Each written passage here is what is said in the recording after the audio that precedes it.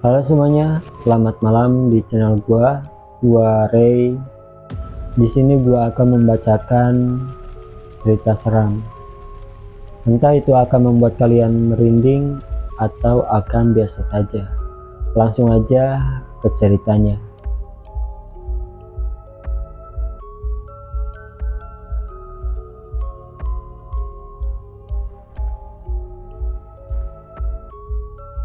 Cerita malam hari ini datang dari seorang yang bernama Halimah, yang berjudul Rumah Terkutuk. Cerita dimulai dari sebuah keluarga kecil yang sangat bahagia. Ini kisah nyata rumah tetanggaku, yang sekarang rumah itu sudah bagaikan sarang hantu. Gini ceritanya, gua punya tetangga, gua samarkan namanya yaitu Dela.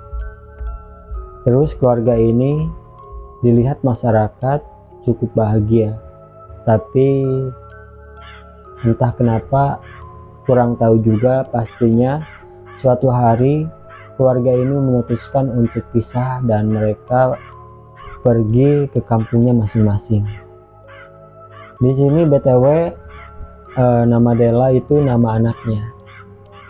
Nama orang tuanya gue nggak tahu.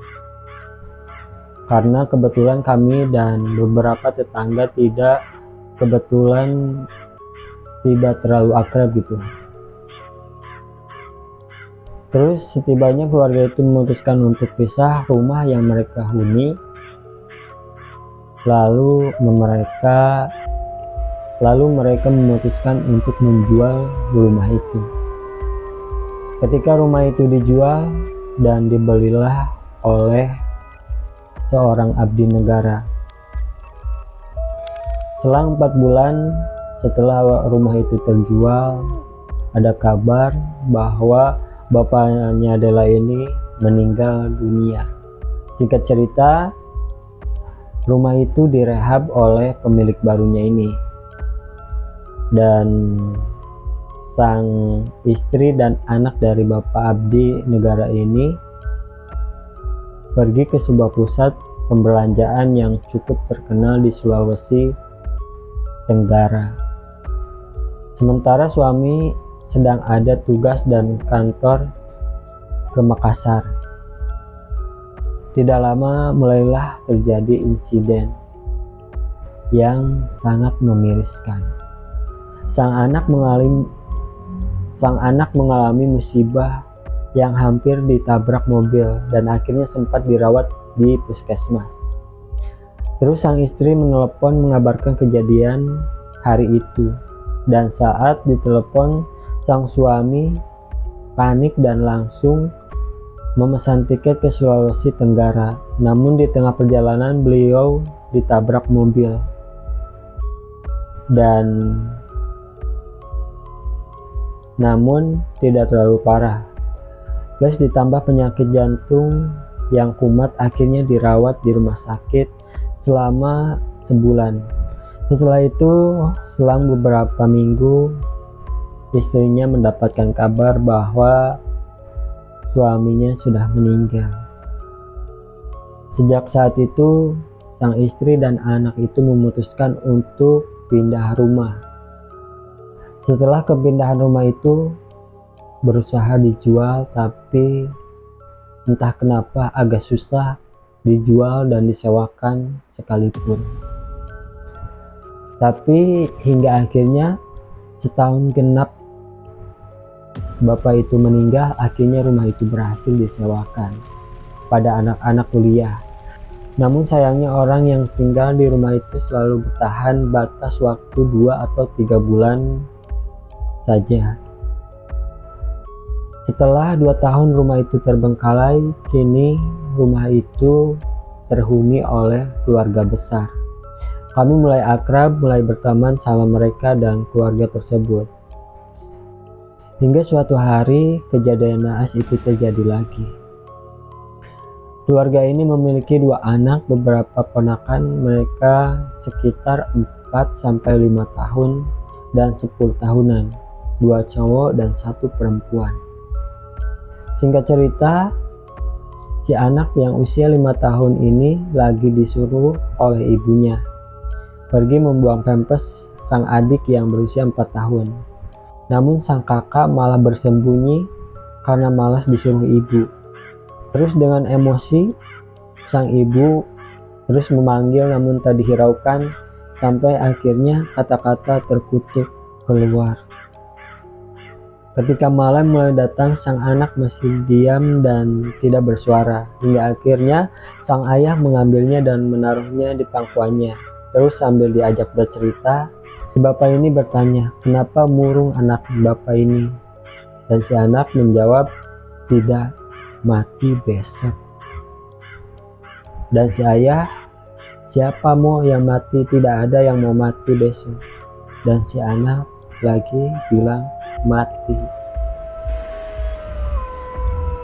Setelah perdebatan anak sama bapak, tidak lama bapaknya pun memarahi mamanya. Sudah membentak anaknya hingga akhirnya si mamanya ini minta maaf ke anaknya ini. Namun keesokan harinya si ponakan yang berusia 15 tahun ini disuruh untuk pergi mengambilkan laundry.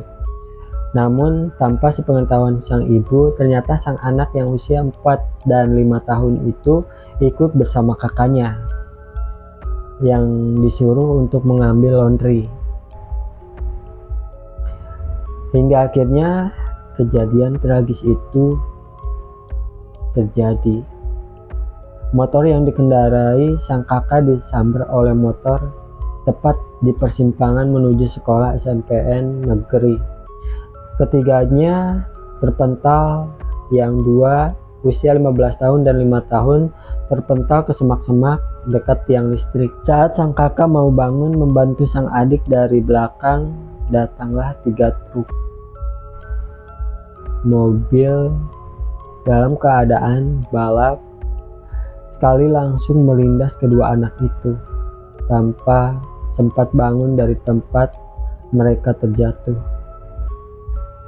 Hingga akhirnya mereka berdua tewas di tempat kejadian. Sebab mereka mengalami luka yang cukup parah, yaitu pecah kepala belakang dan remuk bagian dada akibat terlindas ban truk. Hingga akhirnya seorang RT lewat dan mengabarkan bahwa si anak ini, yang 2 ini, adalah anak dari tetangga kami, bilang gitu. Selang waktu beberapa menit, sang orang tua datang dengan histeris memeluk tubuh anaknya yang sudah berlumuran darah. Setelah itu, anak yang umur 4 tahun dilarikan ke rumah sakit. Dan kedua korban akhirnya dimakamkan di kampung halamannya. Sejak saat itu mereka pindah dari rumah itu. Saat itu juga, dan akhirnya rumah itu kembali kosong hingga saat ini. Beberapa kali rumah itu direhab, berharap ada yang bisa menghuni. Pada akhirnya tidak ada yang berani sejak tahu kejadian tragis yang menimpa saat itu. Oke, itu cerita untuk malam hari ini.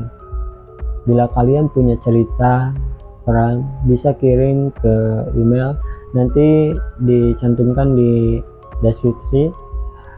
Menurut kalian merinding atau biasa saja? Komen di bawah. See you next time.